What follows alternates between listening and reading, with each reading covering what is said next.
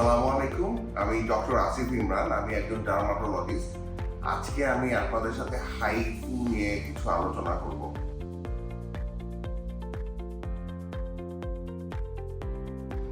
High intensity focused ultrasound একটা তরঙ্গ দৈর্ঘ্য তৈরি হবে, ওইটা গিয়ে কোলাজেনকে স্টিমুলেট করবে। দিস ইজ হাউ কোলাজেনগুলা টান টান হয়ে যাবে।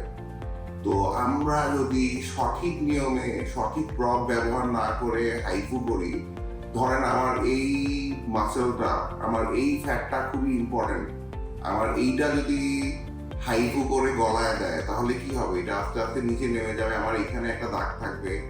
এইটা যেহেতু নেমে গেল সেই জন্য এখানেও একটা দাগ থাকবে। কেউ যদি এইখানে বেশি বেশি হাইফু করে, আমার তো এটা খুব ইম্পর্টেন্ট, সেই জন্য আমার এখানে জলি লাইন পড়বে না। তো দেখা যায় মানুষজন প্রপার ট্রেনিং না নিয়ে হাইফু এমন ভাবে করে যার কারণে ভদ্রলোক বা ভদ্র মহিলা অরিজিনাল কিছু ভাইটাল ফ্যাট হাইফু করে নষ্ট করে দিচ্ছে।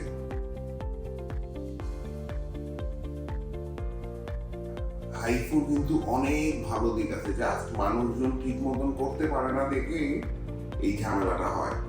তো আমার রিকোয়েস্ট থাকবে, আপনারা যখনই কখনো হাইফুর ব্যাপারে ইন্টারেস্টেড হবেন, কখনো যদি আপনাদের হাইফু করতে হয়, যার কাছেই করান আপনারা অবশ্যই তার ক্রেডিবিলিটি খাটায় দেখবেন, কারণ সে যাতে আসলেই হাইফু রিলেটেড ট্রেনিং পাওয়া থাকে, সে যাতে অবশ্যই একজন মেডিকেল ডক্টর ডার্মাটোলজিস্ট হয়।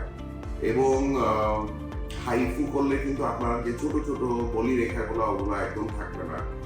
তারপরে আপনার অনেক সময় দেখা যায় যে ফ্যাটের ডিস্ট্রিবিউশন নষ্ট হওয়ার কারণে চেহারাটাকে ঝুলে যায়।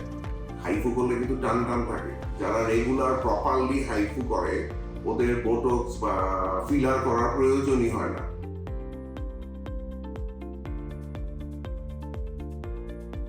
আমাকে অনেকেই অনেক সময় জিজ্ঞেস করে যে হাইফুর কি কোনো সাইড এফেক্ট আছে?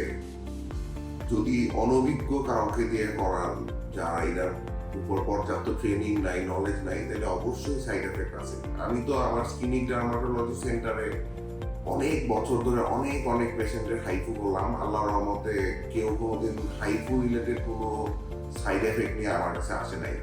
এবং শুধু আমি না, ঢাকায় অনেক সার্টিফাইড ডার্মাটোলজি সেন্টার আছে, ওইখানেও করতেছে, ওদের পেশেন্টরা অনেক ভালো ফল পাচ্ছে। কিন্তু আমি বলেছি যে এই জিনিসটা যদি যে জানে না সে করে, তাইলে প্রয়োজনের ফ্যাট যদি যে জিনিসটা আমার দরকার সেটা যদি সরায় ফেলে তাহলে কি হবে? ওইটার জন্য অন্য জায়গায় রিঙ্কেল প্রোডাকশন হবে। তো হাইফু যদি করতেই হয়, স্কিনিক ডার্মাটোলজি সেন্টারে আসতে পারেন, বা আপনি আপনার আশেপাশের যে কোনো একজন অভিজ্ঞ ডার্মাটোলজিস্টের সাথে যোগাযোগ করুন। ধন্যবাদ।